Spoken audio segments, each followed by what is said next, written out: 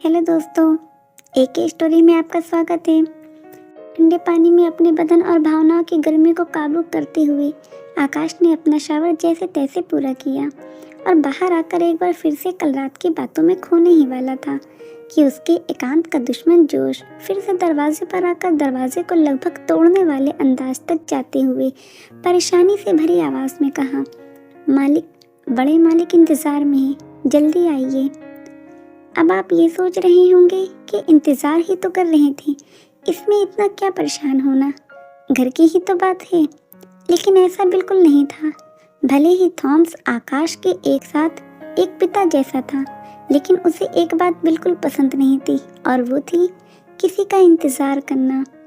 आज तक आकाश ने कभी भी थॉमस को एक पल का भी इंतजार नहीं करवाया था, लेकिन आज ये पहली बार था कि आकाश को देरी हुई।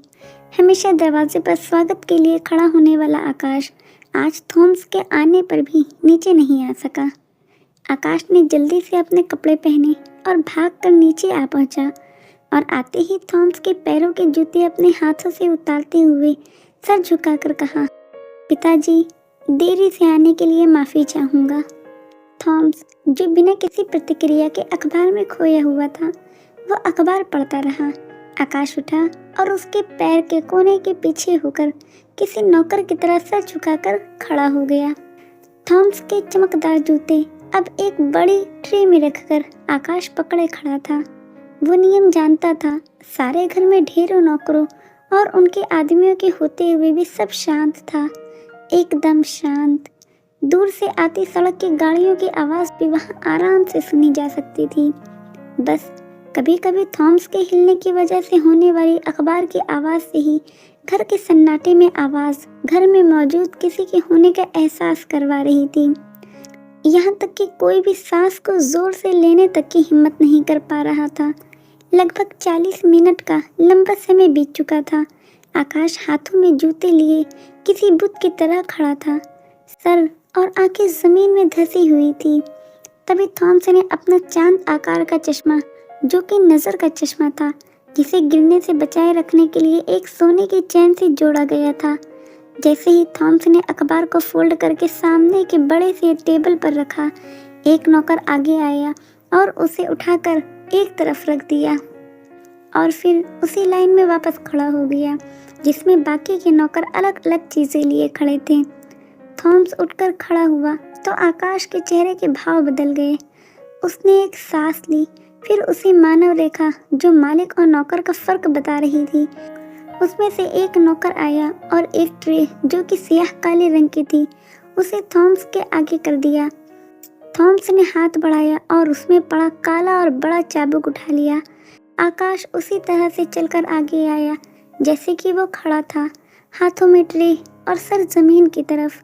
अब आकाश घुटनों के बल जमीन पर बैठ गया, लेकिन जूतों वाली ट्रे अब भी उसके हाथों में ज्यों की त्यों थी।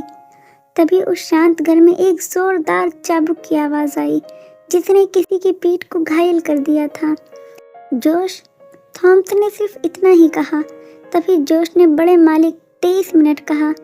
बस फिर सिर्फ और सिर्फ वहाँ 23 बार आकाश की पीठ पर पड़ने वाले चाबुक की आवाज आई। सजा खत्म हुई, जमीन पर कुछ बूंदें खून की बिखर गई। तभी फिर से वही नौकर आगे आया और ट्रे में चाबुक रखा और वहां से चला गया। थॉमस सोफे पर फिर से विराजमान हुआ और आकाश से बोला, उठो।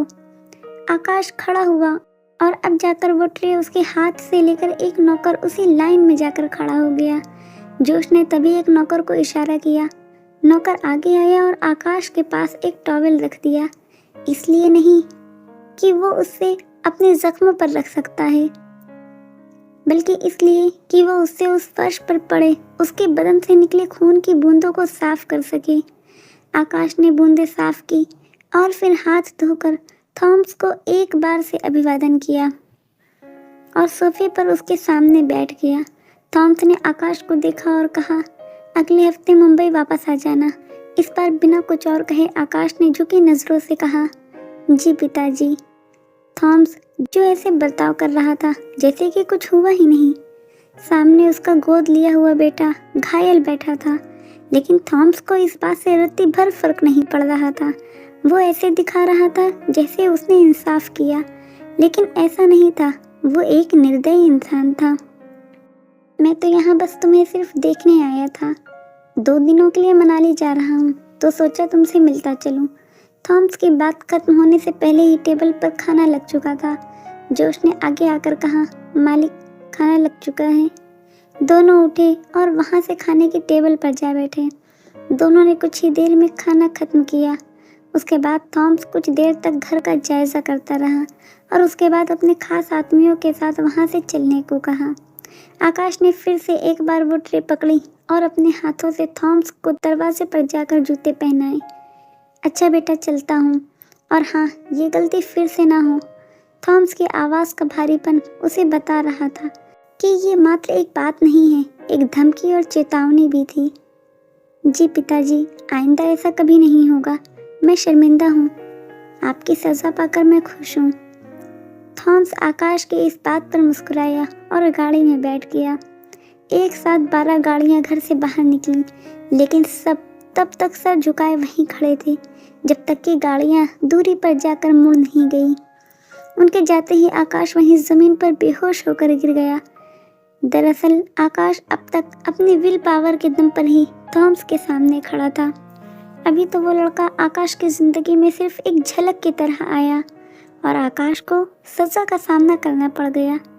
क्या क्या और सामना करेगा आकाश, जानने के लिए बस आने वाले चैप्टर का वेट करें।